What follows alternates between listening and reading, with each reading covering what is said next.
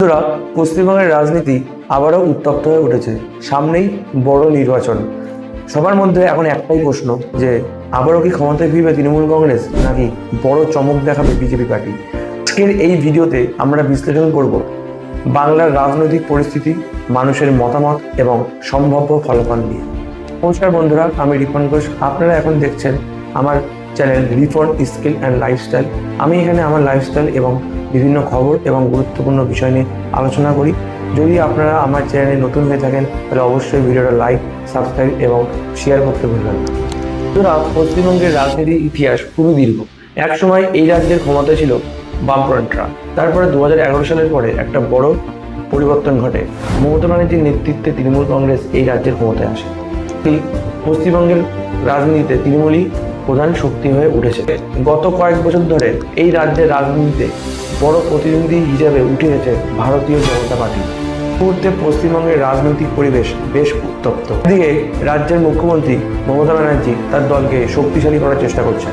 এদিকে কেন্দ্রীয় সরকারের নেতৃত্বে থাকা নরেন্দ্র মোদী এবং তার দল বিজেপিও বাংলায় নিজের শক্তি আনার জন্য জোর প্রচার চালাচ্ছে।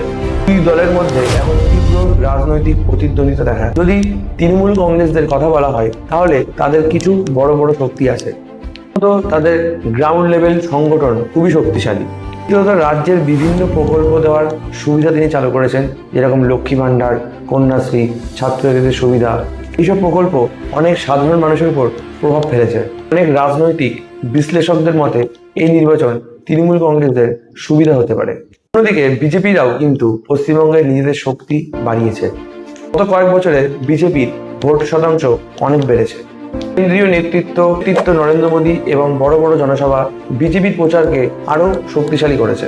তারা বিজেপির পরিবর্তনের কথা বলে অনেক ভোটারকে নিজের দিকে আকর্ষণ করেছে। মানুষদের মতামত কি? রাজ্যের ভিন্ন ভিন্ন জায়গায় মানুষদের মতামতও ভিন্ন ভিন্ন। কিছু মানুষ বর্তমান সরকারের সমর্থনের কথা বলছেন, আবার কিছু মানুষ পরিবর্তনের কথা বলছেন। এই নির্বাচনে সাধারণ মানুষের ভোটই শেষ পর্যন্ত গুরুত্বপূর্ণ হয়ে দাঁড়াবে।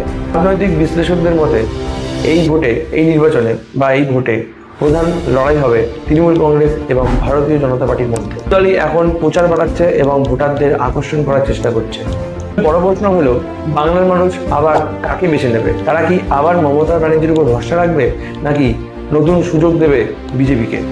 এই প্রশ্নের উত্তর আমরা তখনই জানতে পারবো যখন নির্বাচনের ফলাফল হবে। তাছাড়া তোমার ব্যক্তিগত মতামত কি হতে পারে যে এই নির্বাচনে কারা জিতবে, তৃণমূল কংগ্রেস নাকি বিজেপি? অবশ্যই কমেন্টে জানাতে ভুলবেন না। আর যদি আপনাদের এই ভিডিও ভালো লাগে তাহলে অবশ্যই লাইক, শেয়ার অ্যান্ড সাবস্ক্রাইব।